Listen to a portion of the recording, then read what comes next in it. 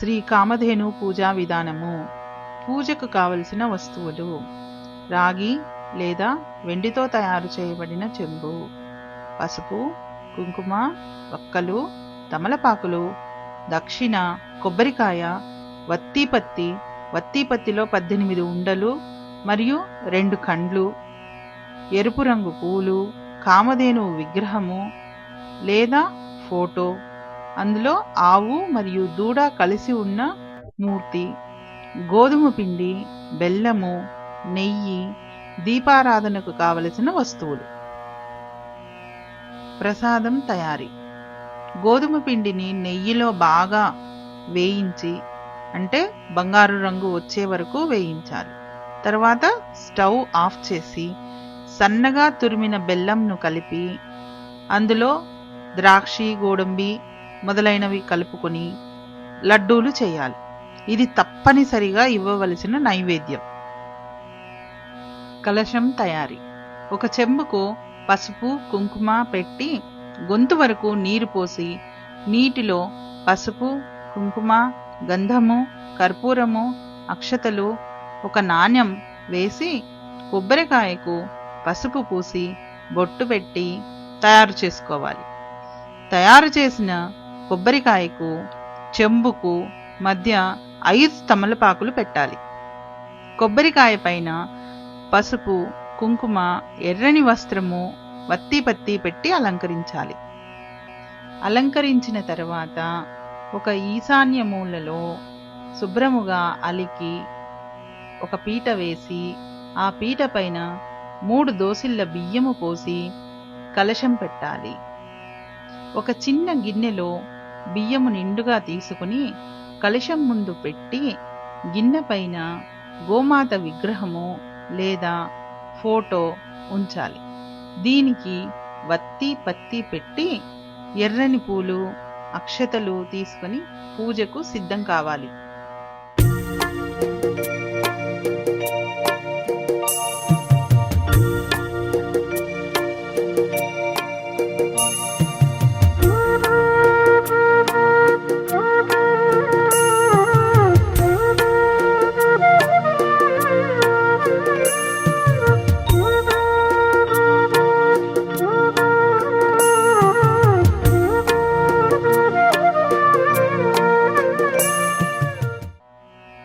తాంబూలం: 2 తమలపాకులు, కాస్త బియ్యం, 2 వక్కలు, 2 అరటిపండ్లు, దక్షిణ, మనం తయారు చేసి పెట్టుకున్న ఒక లడ్డు, ఆవు దూడ ఫోటో తప్పనిసరిగా తాంబూలంలో పెట్టాలి.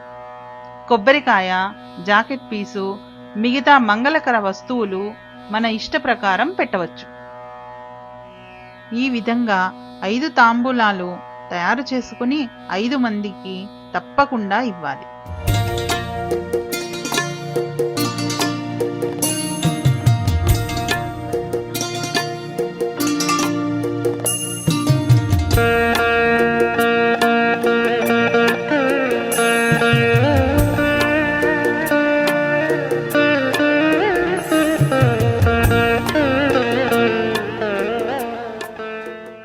ఇక పూజా విధానం: కామధేనువు ఈ పూజ చేసిన వారికి 2 వరాలను తప్పకుండా ప్రసాదిస్తుంది. ఈ పూజ సోమవారం నాడు ఉదయముననే చేయవలను. ఎటువంటి ఉపవాసము అవసరం లేదు. శాకాహారిగా ఉండాలి. పూజను భక్తి, శ్రద్ధ, ఏకాగ్రతలతో చేయాలి. దీపారాధన చేసి గణపతిని ప్రార్థించి కులదేవత, ఇష్టదేవత ప్రార్థన చేసి గణేశ అష్టోత్తరము, కృష్ణ అష్టోత్తరము, గో అష్టోత్తరము చేసి 2 వరములను కోరుకొనవలెను. తర్వాత కథ చదవాలి. చదివిన తర్వాత 5 మంది ముత్తైదువులకు పైన చెప్పిన విధంగా తాంబూలాలు ఇవ్వాలి. సాయంత్రం దీపం పెట్టి నమస్కరించి హారతి చేసి కదిలించాలి. శ్రీ గోమాతా అష్టోత్తర శతనామావళి. ఓం శ్రీకృష్ణ వల్లభాయ నమః. ఓం కృష్ణాయై నమః. ఓం శ్రీకృష్ణ పారిజాతాయై నమః. ఓం కృష్ణ ప్రియాయై నమః. ॐ कृष्णरूपायै नमः। ॐ कृष्णप्रेमविवर्धिन्यै नमः। ॐ कमनीयायै नमः। ॐ कल्याण्यै नमः। ॐ कल्यवन्दितायै नमः। ॐ कल्पवृक्षस्वरूपायै नमः। ॐ दिव्यकल्पसमलङ्कृतायै नमः। ॐ क्षीरार्णवसम्भूतायै नमः। ॐ क्षीरदायै नमः। ॐ क्षीररूपिण्यै नमः।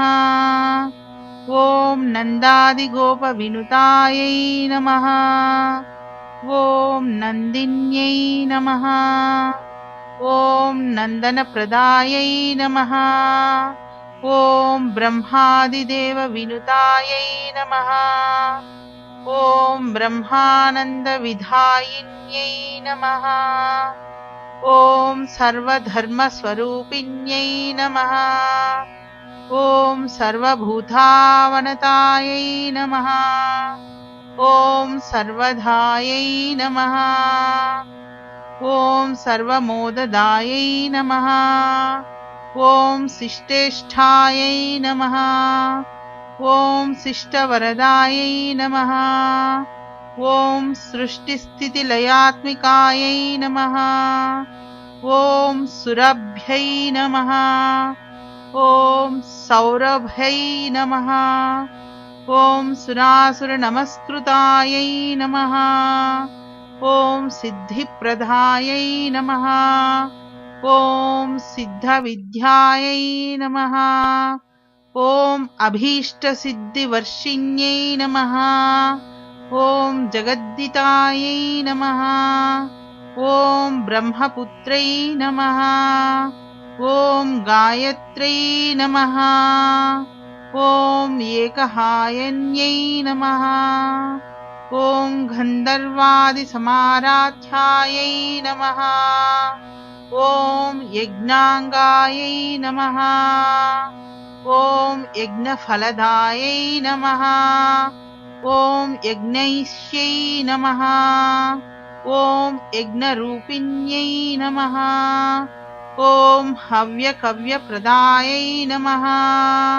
ॐ श्रीदायै नमः।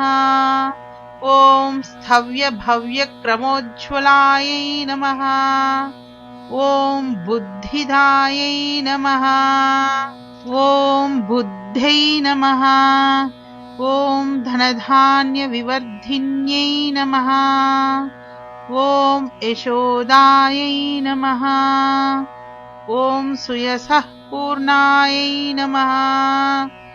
ॐ यशोदानन्दवर्धिन्यै नमः।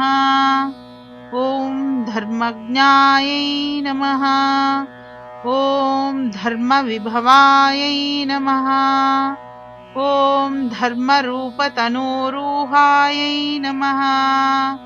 ॐ विष्णुपादोद्भवप्रख्यायै नमः। ॐ वैष्णव्यै नमः। ॐ विष्णुरूपिण्यै नमः। ॐ वसिष्ठपूजितायै नमः। ॐ शिष्ठायै नमः। ॐ शिष्टेष्ठायै नमः। ॐ शिष्टकामदुहे नमः। ॐ दिलीपसेवितायै नमः। ॐ दिव्यायै नमः।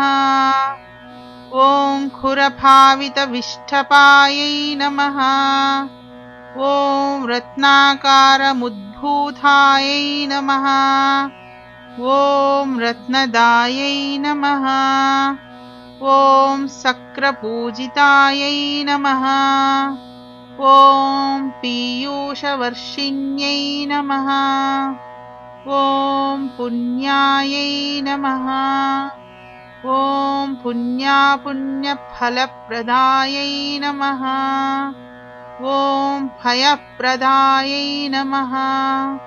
ॐ परामोदायै नमः। ॐ घृतदायै नमः। ॐ घृतनम्भावायै नमः। ॐ कार्तवीर्यार्जुनमृतिहेतवे नमः। ॐ हेतुकसन्नुतायै नमः। ॐ जमदग्निकृताजस्रसेवायै नमः। ॐ सन्तुष्टमानसायै नमः। ॐ रेणुकाविनुतायै नमः। ॐ पादरेणुपावितभूतलायै नमः। ॐ सवत्सायै नमः। ॐ वत्सकारातिपालितायै नमः। ॐ भक्तवत्सलायै नमः। ॐ वृषदायै नमः। ॐ कृषिदायै नमः। ॐ हेमशृङ्गाग्रतलशोभनायै नमः। ॐ त्रैलोक्यवन्दितायै नमः।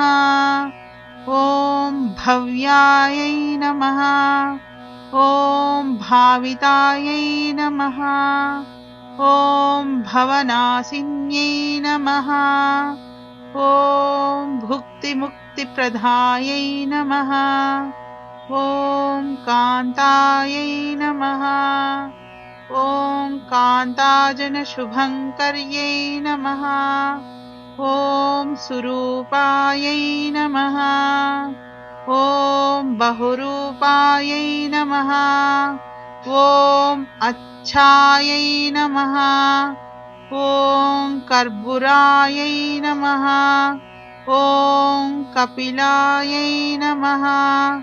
ॐ अमलायै नमः। ॐ साधुसीतायै नमः। ॐ साधुरूपायै नमः। ॐ साधुवृन्दनिषेवितायै नमः। ॐ सर्ववेदमय्यै नमः। ॐ सर्वदेवरूपायै नमः।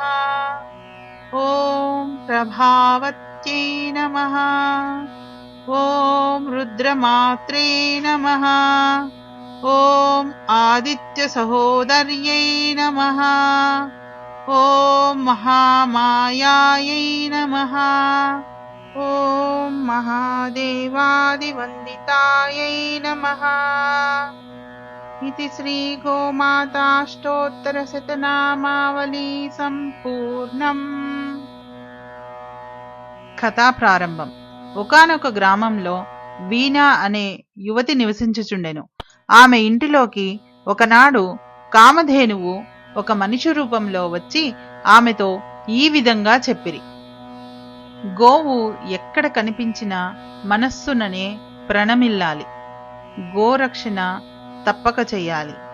గోవుకు చెడు చేసిన వారికి మంచి జరగదు. ఆహారంను వృధా చేయక పశుపక్షాదులకు అవసరార్థులకు పెట్టాలి. వీలైనంత గోవుకు గ్రాసం పెట్టాలి. పైన చెప్పిన విధంగా గోపూజ చేసిన వారికి 2 కోరికలు తీరుస్తాను అని చెప్పి వెళ్ళిపోతారు. పై విధంగా వీణ గోపూజ చేసి 2 వరములను పొందుతుంది. పై విధంగా ఎంతో మంది గోపూజ చేసి ఎన్నో రకాల లాభాలు వరాలు పొందారు. న్యాయమైన 2 కోరికలను కోరాలి. 25 రోజుల లోపల ఫలితం రాకుంటే పునః ఈ వ్రతమును సోమవారం రోజున చేయాలి. వ్రతం చేస్తాను అని సంకల్పం చేసిన తర్వాత తప్పకుండా వ్రతం చేయాలి.